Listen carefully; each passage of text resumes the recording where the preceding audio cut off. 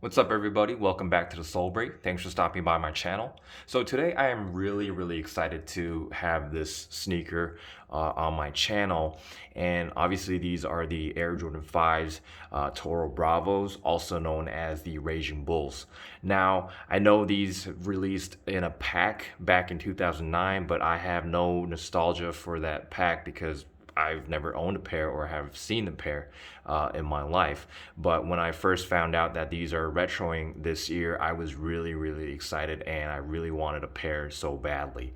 And I'm really happy to have copped this pair for far below retail yesterday. We actually had an early release yesterday in my home country, and what happened was that I actually had my birthday coming up, so Nike blessed me with an extra 10% coupon, and I was able to cop a pair for 15% below retail, adding on to my regular 5% discount on my account. So it was crazy. So what actually happened is that obviously these did sell out really quickly on the original drop. It's just that Jordan 5s don't go sell that well these days, and basically the pairs just restocked over and over again. So I actually got a pair when these restocked, and honestly I could have copped multiple pairs if I wanted to, but I just copped two pairs because I just need to make sure that the QC on the pair that I'm going to add to my collection is just point on. And obviously I didn't want to be that asshole to cop like 5 to 6 pairs and just try to flip them. I mean, there's nothing wrong with that. Don't get me wrong, I'm not against like reselling shoes or whatever, but I still want people to have the opportunity to cop a pair that they really want to wear. But anyways, I'll get into that a little later, but let's dive right into the shoe. So this shoe is pretty much self-explanatory. There's not that much to talk about, but then there's a lot to talk about at the same time. So the entire upper is constructed using this kind of rough yet smooth varsity red suede material. And I apologize for the video quality because I would really like to capture the shade of red perfectly, but it's just that I can't do it with my camera. But I can assure you that the shade of red is really nice and really fresh. It does look a little washed out on the video, but trust me, it's really nice when you see them in hand. But anyways, getting back to the sneaker, we see that clear netting on the side panel of the shoe, and this varsity red suede material extends all the way to the front of the shoe on the toe cap as well as the toe box area. And QC wise, I think this shoe is quite nice. I don't see any like glue marks or anything like that, so I'm pretty satisfied with the pair that I have. Moving on to the tongue of the shoe, we see more of that clear netting here underneath the laces, and we've got those varsity red cotton laces factory laced onto the shoe. And then on the eye state of the shoe, we see more of that kind of rough varsity red suede. And then we see hints of black here, and these are the black plastic lace holders holding down the laces on the side of the shoes. And then towards the top of the shoe, we see that clear plastic lace lock. And then inside the lace lock, we see that varsity red lace holder with the Jordan Jumpman logo printed in black. And then moving on to the tongue of the shoe, we see a very kind of like grayish silver 3M reflective tongue. This kind of puffy, well-cushioned tongue here that is typical of Air Jordan 5s. And then we see the Jordan Jumpman logo embroidered in black. And once again, the QC on the embroidery is quite nice as well. And on the back of the tongue, we see that typical Air Jordan tag stitched on to the back of the tongue with the black lettering. And then the sock liner is black cotton sock liner, nothing too special about that. And then what I've noticed is that, I've studied this pair in a lot of the YouTube videos, and I've noticed that the insole is different because I've noticed, Jordan Brand used the regular kind of black insole with a white Jumpman logo printed onto it. It's just that the original pair had like a kind of like a wood detail printed onto the insole and adding to the theme of the Raging Bull. So I think that was a really, really cool touch from Jordan Brand. And it would have been nice for them to kind of bring that back onto the retro. But I guess Jordan Brand wanted to kind of maintain that distinction and separation between the two models. So I respect that. I think that's okay. And then here on the back side of the shoe, you see more of that kind of rough red suede.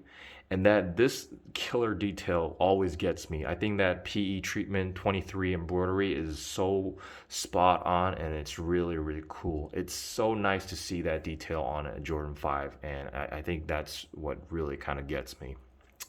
And on the heel counter, you see the Jordan Jumpman logo embroidered in black. Obviously, we don't have the Nike Air swoosh on the back because this is not an OG colorway, although it is a retro of an original colorway back from 2009. But I usually prefer the Nike Air swooshes, but you know, there's a reason for the Jumpman being here, so I'm totally fine with that. And then on the inner side of the shoe, it's basically the same deal with the clear netting once again and all that red suede. Now moving on to the midsole, and this is probably one of my favorite details on an Air Jordan 5, is the shark teeth detail in white as well as red tips.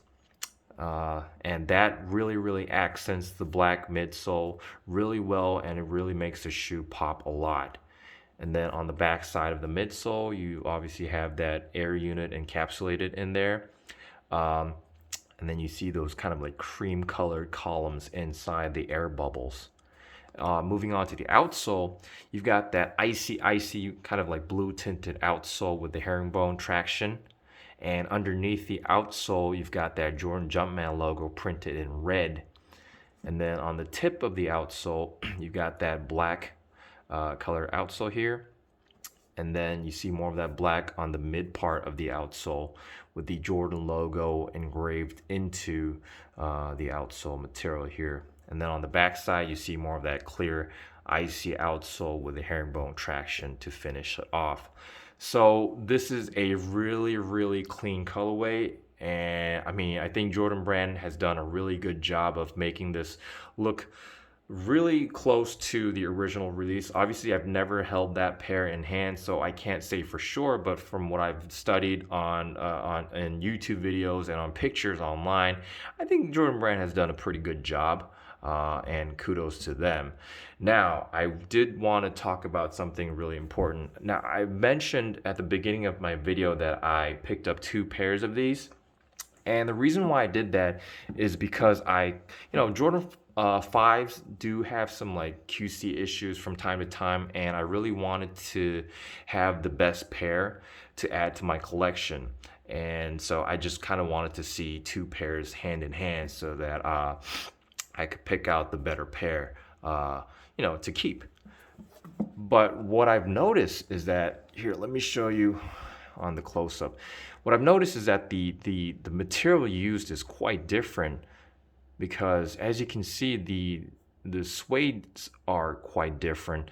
The left shoe here has a bit longer haired, kind of like a bit smoother in terms of feel, touch and feel suede, while on the right side shoe, you've got a shorter haired and kind of, I guess, rough feeling suede material used here. And the reason why I'm talking about this is because I've studied a lot of videos on YouTube because I want to know which pair resembles the original release more closely. And what I've noticed is that I think the original pair had that kind of longer haired suede, which was really smooth, smooth enough to when you like kind of brush against it, the color would change. Obviously, neither pair kind of has that sort of like premium feeling quality on the suede material here, but I do prefer this pair on the left side more because the suede material used on this particular pair is longer haired and it does feel a little smoother to the touch, while the right side shoe kind of feels like plain sandpaper. I'm not saying there's anything wrong with it. I just want you guys to know that when you pick up your pairs, you will get either of the two. And I just wanted to, give you guys a heads up because I don't think a lot of people are talking about the quality of the materials used on this release. And I just really want you guys to, know beforehand before picking it up because as you can see from the video, this pair with the longer hair suede is a bit darker in terms of the shade of the red, while this has a bit more of like a washed out feel. And judging from what I've seen on a lot of YouTube reviews from years ago, it seems like the original pair had like a darker shade of red, which is the reason why I prefer this pair a lot more to this one. And I'm probably going to end up returning this one because I'm not that satisfied. Well, I'm more satisfied with this pair. I don't want to like bag on this pair because there's nothing really wrong with it. A lot of people are going to end up with this pair anyways. But I just wanted to mention like, kind of the difference between the materials used so that you guys could have a better understanding of this particular release. But anyways, yeah, I just wanted to point that out. And in addition, I kind of wanted you guys to see the box. It's always nice for Jordan Brand to add something a little special to the packaging. And I guess this package is supposed to kind of evoke what we had seen in the 2009 pack that we have that released back in the day. And to talk about some details, you've got that Toro Bravo lettering. It's got that engraved feel, but obviously it's just a cheap print. But I mean, I'm not complaining. It's just nice to have anything extra in a Jordan release. But yeah, I just wanted to show you guys that quickly. But yeah, anyways, going back to the shoe, wearability wise, this is a red Jordan 5. So if you're gonna call these a clown shoe, call them whatever you want to, but I mean, honestly, if you're a Jordan 5 guy, this should not be a problem pulling them off with your daily outfit. Obviously, these aren't gonna go well with like khaki trousers or whatever, but these are gonna go well with like black jeans, just regular jeans, jogger pants, sweatpants, and shorts. So it should be a really, really nice summer shoe this year, and there's gonna be no problem pulling these off.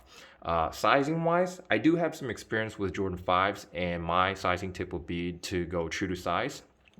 And there's basically a lot of room in the toe area here, so you shouldn't have any problems going true to size.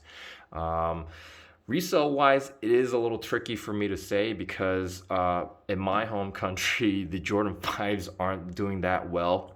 So I'm guessing that these might actually hit the outlets, at least for some sizes, because we haven't even had the general release yet, and there are some pairs sitting around already, and these are going for below retail on some websites. So yeah, that's my guess for at least for my country. But from what I've seen on StockX, it seems like there's like maybe $100 to $120 premium on top of retail prior to the release. So I'm guessing it might settle somewhere around there, but I still think that's a lot better than what we've seen on the 2009 pair and its resale value. So if you really wanted this pair in your collection, I think now would be a good time to pull that trigger and cop a pair or two for your collection or just for daily wear. So yeah, that's basically my review for this sneakers, and I'm really, really, really, really happy to really have this pair in my collection, and for such a good price. I mean, once again, I got this for 15% below retail, and that's crazy. Who would have thought, So yeah, it's a real blessing for me. Anyways, that's it for today. I really hope you guys enjoyed watching this video, and if you enjoyed watching this video, please hit that subscribe button. Oh, and if you have any knowledge or experience with the original pair, please leave something down below in the comment section. I really want to know and get some more insight about the original release in comparison to this retro. So feel free to leave anything down below in the comment section. I really enjoy discussing sneakers with you guys. And yeah, that's basically it for today. And if you enjoyed watching this video, please hit that subscribe button. I think I might have said that twice, but anyways, I'll be pushing more content really soon. Thanks for watching.